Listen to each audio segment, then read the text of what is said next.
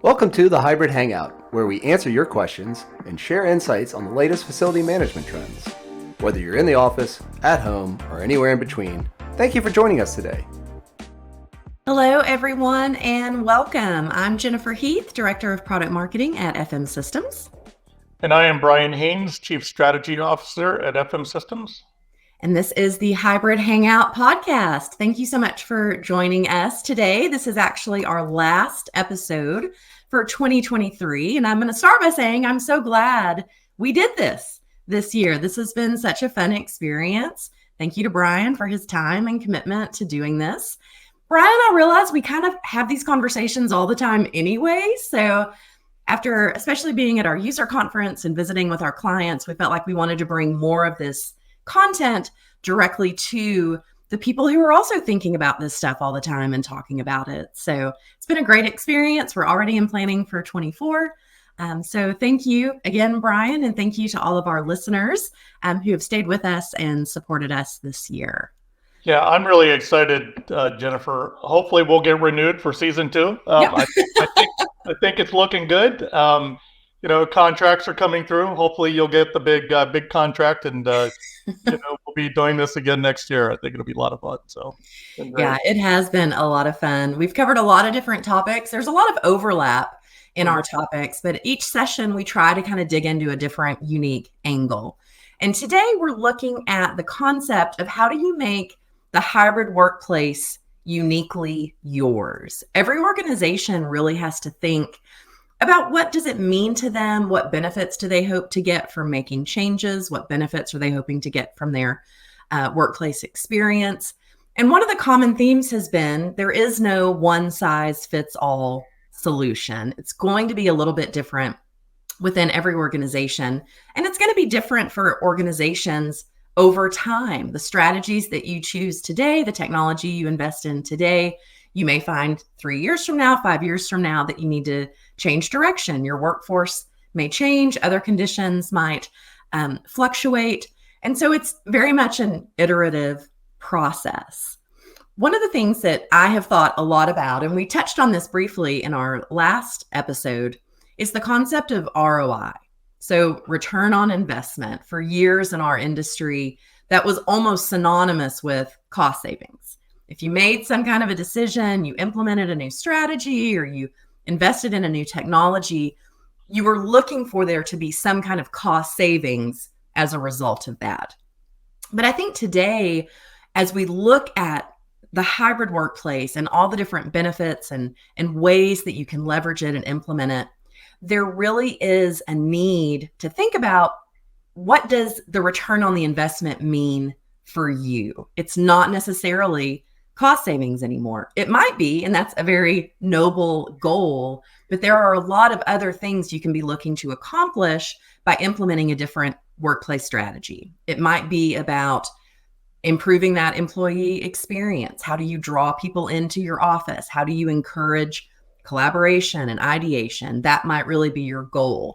Or it might be that you want to take advantage of an expanded talent pool and you want to go all in on remote workers and virtual workers, and it becomes more about the technology that connects them. So there are a lot of different values you can get from making these different decisions. And because the topic is how do we make it uniquely yours, I would love, Brian, for you to talk a little bit about some of the decisions and the value that we perceived and that we are pursuing in our new office space. We've just gone through this exercise of making some new decisions about the workplace. So tell us a little bit about what influenced those decisions, the process that we went through in making some changes. That's a great question, Jen. It's really interesting because it kind of turns ROI on its head a little bit, where it's not just necessarily about dollars. And of course, those concerns will always exist, but really it gets much more complex as we look at the specific values of an organization. One of the things that I've been learning is that the way facilities are used globally does not necessarily reflect the way they're used locally. We've been seeing a lot of talk in the in the news about global utilization rates hitting specific numbers. Before the pandemic, we were above 35%. Now it's sort of all over the place. But really, when you start to dig into it, it really becomes a local problem more so than it is a global problem, which means we need to be designing our workplace experiences and the way that our workplaces evolve to reflect what our values are locally, as opposed to trying to read an article or a report that says, global trends are this. You really have to start thinking about what you're trying to accomplish. So in terms of FM systems, I'll talk about a different value that's not one of the ones that you had discussed previously. But really for us, it's about what we want our client experience to be in this new space. So that's sort of a new dynamic for us. In our previous office environment, it was really about providing a place for all of us to come every single day. It did have a lot of cubicles. We had offices against sort of the outside of the building, so really only senior leadership was really getting that sort of fresh sunlight. And it's really, our values have completely flipped, and it's really quite different the way we're thinking about the workplace. Of course, we've got a goal to bring our employees back, and we're trying to create a really fun environment. We've not only moved from sort of, let's say, a remote facility, and what I mean by remote, it's in Raleigh, but it's kind of isolated, right? You had to get into your car to do everything. This new office is really exciting. It's in a place called Raleigh Ironworks, which is a big development project, an urban renewal project in Raleigh. That right there is one of our values. We wanted to be part of that sort of urban renewal. We also wanted to give our occupants, and occupants include not only our employees, but people who come to visit us, in particular clients, a really different experience, a dynamic experience. We're going to be surrounded by restaurants with locally famous chefs. We're going to be surrounded by entertainment, the ability to be able to show up at work using the Greenway on a bike and take a shower before you go into the office. All these things that we didn't have before. And, pivoting back to what I was saying earlier, it's really about creating an exceptional experience for our clients. It's going to be a client briefing center. We are using it as an innovation center for all of our technology. We'll have our sensors, we'll have our partner sensors, we'll be monitoring indoor air quality and utilization, security, all of those things that FM Systems does best. We're bringing that into our workplace environment. And we're really going to be focusing on creating an exceptional experience, not just for employees, but for our visitors as well. And I am really excited. So I'm not local to Raleigh, but I will be very excited to come and see the space and see all of our different solutions in action. I think that is a huge benefit. And it was a huge opportunity for us to do that going into this new space, to really think differently about how do we showcase what we do while also really creating a great experience for our employees. So I'll be looking for my invitation for the ribbon cutting there in Raleigh. Well, you'll probably be getting an invitation before that because construction's ongoing, and that's really exciting as well, right? Seeing the space, which was essentially empty shell space, becoming that thing that we've dreamed of. And that's happening now. Our marketing team is going to chronicle that as we go through this journey. And we've been using partners to help us do the design as well as the project management, even furniture selection. So it's going to be really, really exciting to roll it out. But I think just seeing the process from initial conception, when we picked the office, to selecting everything that we've done, it's always been through this lens of what's the experience going to be like for people who come in the door. Right. And I love the choice to be surrounded by amenities. We've done a number of surveys and research studies over the last year. We've consistently poll, webinar attendees, and that is a real consistent theme that people do want to be close to amenities. It's there's a little concept around making the commute worth it. If I'm going to leave my home office where I'm relatively comfortable, I'm going to battle traffic, I'm going to go to some other location, I want there to be more than just my office there. I do want to have the ability to go to a yoga class or go out to dinner afterwards, whatever it may be. So I think centrally located to amenities is a much bigger priority for people maybe than it was in the past. Yeah, it's interesting because when I turn the clock back a little bit and I look pre-pandemic, we could not even get food delivery to our old office. It was really difficult. There were some ways around it. What really transformed that was the pandemic itself, when food delivery became, everybody needed to deliver food, right? Because of social distancing. So, really minimizing that commute um, kind of goes in multiple directions. It's not only about driving into work, but back in the day, we even had to get into our vehicles to go get lunch or to go out and to meet someone. And we're really hoping that this environment will be a place that people come to and want to stay, because there's so much going on. Even after work, there's the ability to be able to grab a great dinner, meet some friends, really experiencing that, sort of extending the day into the environment around us, which is pretty exciting concept, and I think something that everyone is going to embrace. And I also am really pleased that it's going to be very walkable. I think that, to your point, the commute is sort of its own thing, but there has been a growing concern for the environmental impacts of how we're living, what we're doing. And so that is an important part of our overall value proposition, helping our customers, drive towards their ESG goals, drive towards their sustainability goals. And so I love to see that we're baking that into our overall philosophy, that we do want to be in a walkable area. We want to have access to bike paths and walking trails. And I think that's a really important piece as well. Yeah, and we're looking at components like indoor air quality, how much Mhm. energy we use in ways that we have not done previously. Those are becoming part of our value set, as we were discussing earlier. I'm really excited to bring that in, as well as, even our teams that show our solutions to the market every single day. They're sort of chomping at the bit, if you will, because they want this data. They want to see how this new workplace performs, and we're going to be able to Mhm. provide that data to them, as well as the ability to be able to iterate. So if things aren't going the way we thought, or maybe things are going a little bit differently, maybe things are being underutilized or overutilized compared to what we thought, we'll be able to adjust and continue to provide that environment. So it's pretty exciting. Also, the ability to move indoors and out. There's even a balcony, which is kind of fun, right? So the ability to be able to sort of extend our workspace from the office, not only out into the environment where there are restaurants, et cetera, but also just sort of more of a minor extension out into more open areas within the Raleigh Ironworks that we can take advantage of. And that's pretty exciting too.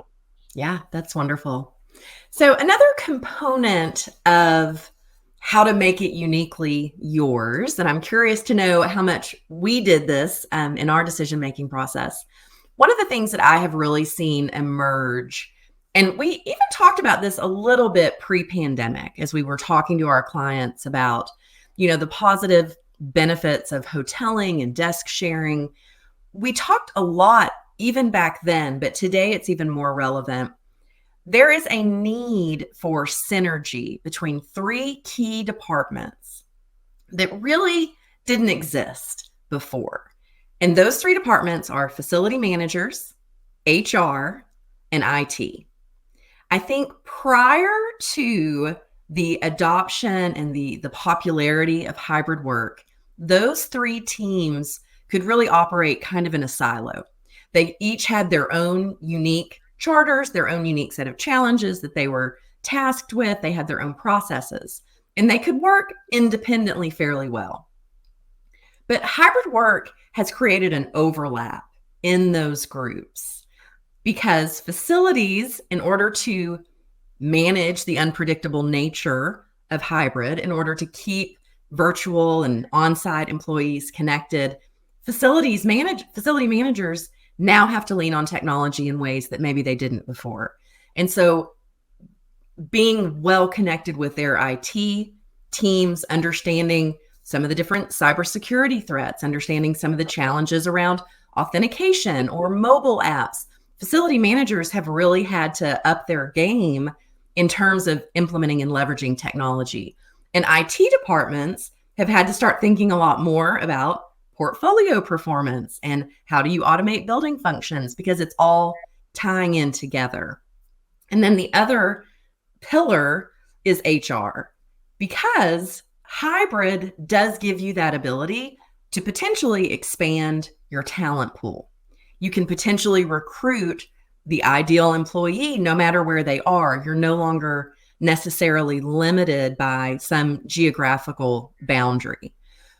But at the same time, if your facilities team is, putting all this effort into improving your space and making it better for collaboration, and your HR department is planning to hire a bunch of people, 1,000 miles away, then they're at odds with each other. And so there has to be a level of communication and teamwork between those three groups that I don't think we've ever really seen before. And so I'm curious what that experience was like for FM Systems. How much did we take into account IT challenges, HR needs as we were looking at our facilities? Yeah, well, we actually did, which is pretty exciting. If I go all the way out to the beginning, we actually worked really closely with HR and JLL to essentially create a heat map of where our employees' homes were. And it was all anonymized so that we could see average commute times to different areas where we were looking at having a new office, because we really wanted to minimize that. We didn't want to create new pain for maybe people on one side of the city and lessen the time. We really had to pick that place that was going to work best for everyone. So from day one, Jen, we really focused on having HR available from, just like the average commute time. That was really exciting. On the actual project team, they've all been included. And I'm going to add one other component. Finance was attached, and not from the perspective. Now, obviously, cost control. We had a budget. We've stuck to our budget. We've been really good working with the contractor and the architect to make sure that we're on budget. But finance was involved because our CFO got excited about the project and wanted to help design the new space and the experience. So they were actually part of the team as well. So it expanded beyond those sort of what we call buying groups, right? HR, IT. IT is interesting because we have our local IT obviously looking at what it's going to take to manage. But during the process of the design and going through the design process and getting ready for this project, FM Systems was acquired by Johnson Controls. Johnson Controls has their own unique requirements, and now they're part of the team, right? Because the systems that we're putting in place for like virtualization, being able to do conferencing, need to meet specific requirements from the Johnson Controls side, so that we're not having weird system integration problems, and we're managing things like a common IT security goal. And that's been pretty exciting because the actual project team is pretty broad. We have weekly meetings, everyone dials in, we have our topics, and we participate. Everything ranging from, what's the Wi-Fi experience going to be look like for people coming into the office to, how are we going to manage access control, like security? How are we going to manage things like where our IT equipment is going to be located? All of that is part of that process. And obviously human resources being in there, looking at things like what's the experience going to be like at a spatial level for our employees? What's the workplace experience going to be like? Are we going to have the, kind of a really nice amenities to really help them to attract and keep talent? I got to tell you, our old space was probably not a tool that we used to attract talent. Now it's absolutely a tool that we're going to be using, especially local talent and getting people to come into the office. And one of the things we've learned, Jen, this year is that people actually like people. They like being around the other employees and their teammates. And we're going to provide a really great environment from an HR perspective, from an IT perspective, from a facilities perspective, and also staying on time, on budget. It's a really exciting project, and we're really looking forward to it. That's wonderful. So when you have talked to other clients, as you talk to other people in the industry, do you see that same trend that they are bringing in HR, they're bringing in IT, where historically maybe they didn't? Are you seeing more of that connection and collaboration across the teams? I am. I worked with one of our clients to do a presentation at Tradeline this year. They're absolutely doing that. They're bringing in an additional component, and that is really, really increasing the communication with the employee population to make sure that their needs and their wants are being heard during the process of design. So going back to it, it's sort of HR, IT, facilities, finance, and now the actual occupants, the employees are going to be coming in there. I really think that's going to be the key to creating an exceptional environment. And I do see many of our clients doing that. I see Many of them sort of dipping their toes into doing that right now and thinking about what their workplace future is going to look like. Obviously, we've got things like global end dates for a lot of real estate, leased real estate that's going to be coming up over the next couple of years. It's really going to be interesting to see what our clients do. And if they make the same kind of decisions that we made, we decided to keep our headquarters in Raleigh, but physically move it from one location to another to provide a better, more rounded experience to the population that we want to serve, including our clients. That's really interesting. We've been seeing our clients do the same thing as well. But I think because of the global size of many of those clients, their ability to be able to execute that really quickly is probably less limited. So what we're seeing is POCs, proof of concepts. Mhm. We're seeing them pick a location, try it out, and then roll that out more broadly to the organization. We've also seen them try things and measure the effectiveness of what they've done using data and roll back a little bit and make different decisions. They're becoming more agile and pivoting. I think we're going to do the same thing, Jen, and I'm really excited to see that happen as well. The employee input is such an important part of it. And we've talked about that a lot this year as well, the difference between hard data and soft data, and that you really have to have both if you want to be successful. So within our space, obviously, we're going to have sensors and scheduling, a scheduling platform so we can look at planned versus actual utilization. And that's important. It's important to have that, objective data telling you what was used and by whom or how often. But there's an underlying question of why that you really do have to reach out to your occupants to understand, why do you behave that way? Why are you more attracted to this space? Because it's not always obvious from the hard data why people do one thing versus the other. And so constantly getting that input really is such an important part of the iterative process. The data might show you that space is being used at a certain level. It might look like it's really positive, but then in reality, you find that your employees are not overly happy. They don't feel like they have choices or whatever it might be. So there's a definite balancing act between what the data is telling you and what your employee sentiment is about their experience. And I think I'm sorry, I got excited about that because I think sentiment is the key, and it's not asking once, right? It's not like, did you like it or did you not? It's really the ability to be able to sort of ask those questions over time and get feedback and change, right? To modify your approach based upon feedback, based upon the information that you're getting, not just from the technology, but from the people who are occupying the space. Looking at that and asking, maybe more open-ended questions. We're actually planning to get groups together, not just sort of anonymous surveys, but let's get a group, a team of people together and on a frequent basis and say, open discussion, how's this going? Is it going well? Is it not going well? What could we do different? What could we add? What could we subtract? What's keeping you from coming in or what's drawing you in? All of these questions are really going to be part of our process as we build out this, essentially a data set of our own use, which is going to be really interesting for us to see over time. And we're trying not to make too many assumptions. We do assume that with this wonderful new environment that we're going to get pretty good engagement. But I think we're realistic, in terms of the way we're looking at it, and really interesting to go back to how we're thinking about our values, providing this experience, getting more, not only employees in there, getting more clients in there, and also bringing disparate teams together in there, really bringing in, maybe our sales and marketing organization, bringing in professional services, bringing in client support, and getting them to sort of essentially kind of crash into each other again, right? In a way that we've not been able to do for quite some time. Yeah, it really is very exciting. And as we look ahead to 24, next season of our podcast notwithstanding, what else do you see coming in 24? What do you think is on the horizon? What is surprising to you about where we are?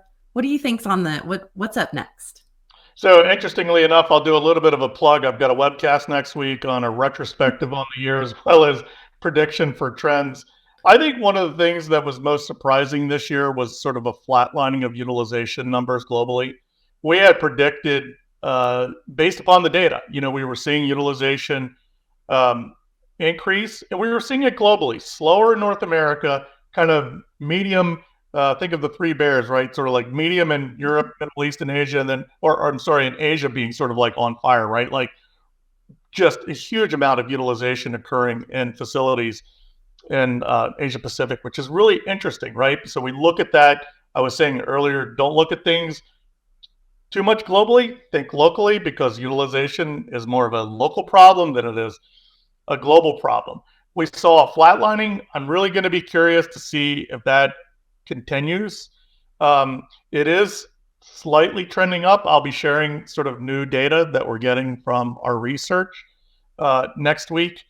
I'm hoping that it kind of tilts back up again. I'm not sure quite what the pause is. Like, pause could be, part of the data is, we moved into the summertime and into the fall. People have got lots of activities, school time stuff. Maybe it will go back up. What's really good is that we've got multiple years of data now, and we can actually see what that trend looks like at longer. We were predicting that we were going to get back to pre-pandemic levels probably in about mid-2024. That's before the new data. I think it's going to be closer to the end of 2024 into 2025 before we start seeing what we would consider pre-pandemic levels. One thing that I think has been surprising, is that there still tends to be a certain amount of resistance to hybrid work. I think there's still a certain contingency of employees or leadership within organizations that are still just kind of fingers crossed that this is going to go away and we're all going to be back in the office 40 hours a week. It's surprising to me that there are still individuals that are sort of holding on to that older way of working. It's interesting for me because I've been a hybrid worker for so many years before the pandemic, and I've always touted the benefits and encouraged people to consider having this within their own organizations. And when the pandemic brought it to the forefront, I thought it would be just an obvious buy-in, that everybody would see the benefits and want to adopt it. So it's been a little bit surprising to me that there have been kind of some holdouts still, that they still really value that in the office 5 days a week.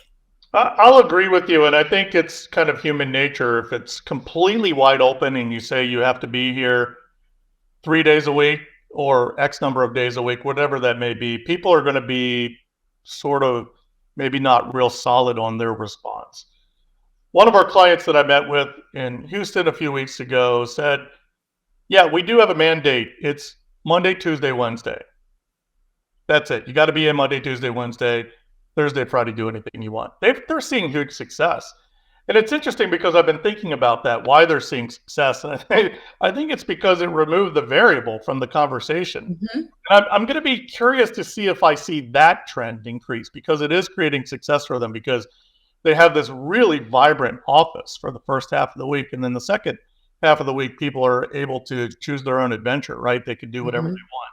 That's kind of a new one, Jen. We've not talked about a lot this year in our podcasts. I'm going to be curious to see if we see something a little bit more rock solid in terms of guidelines this coming year. I think that is an important point. I do think there is just that element of the unknown that does make people uncomfortable. They want to know what's expected of them. They want to know what they have to do, what they can do. So I think that there's definitely, again, it goes back to that concept of employee sentiment. People want to understand what's expected of them. They want to know what the boundaries are. So I do think clear communication, if it's a mandate, if it's guidelines, whatever works for your organization, communication is key. Making sure that people understand that they're comfortable with their place and that they're having their individual needs met. And that to me is the other trend that I've loved seeing over the last couple of years, that we've continued to focus on employee choice, that there has been a real shift or sort of a division of power between employers and employees, and what employees need to be successful on a daily basis, I think is a much more important consideration now. If it's that you have a terrible commute, if it's that we really want to improve the indoor air quality, or we want to create more opportunities for collaboration, I think that employers are focusing so much more on what really makes their employees tick, what makes them productive, what's going to, bring out their best. And I think that's a wonderful side effect of all of this, is that there has been that balancing of power. And I think giving more power to employees, letting them choose their own adventure, let them have that flexibility, I think there will always be a return on that investment. Because when employees have that sense of autonomy, when they feel that respect from their employer, that we trust you to do the right thing, to be productive, to give your best to the organization, it does up level your output when you have that sense of respect and that you're so valued by your employer that they're willing to make these changes and adjustments for you. I think that's a wonderful trend that has come out of the hybrid work transition. Yeah, I mean, we just came out of a global pandemic. We also just came out of a period where there were wildfires and suddenly air quality became a topic of interest for everyone. When you apply those kinds of values to the workplace experience, most of the clients that we're talking to, most of the market, when I go to shows and I hear people speak, they're talking about how to improve the workplace experience from a health and wellness standpoint, from a sustainability standpoint. All of those are sort of coming into play as part of that experience that the occupants are able to take advantage of and really feel like when they come into the office, they're valued, they're going to be productive. It's really a wonderful place to come to. So I think that that's really interesting. I'm positive we're going to see that trend continue into next year as well. I think so too. I think it's a really important part for every organization as they think about how do we succeed in this, what strategies are important to us. Continuing to focus on what really is important to your employees will always be a successful approach. Brian, I think that probably brings us to time for today. This is a wonderful way to end our series, and I certainly look forward to doing it again next year. To all of our listeners, again, thank you so much. We wish you the happiest of holiday seasons and a wonderful new year. It's a wrap, Jen. Thank you so much. This has been super fun, and I look forward to more.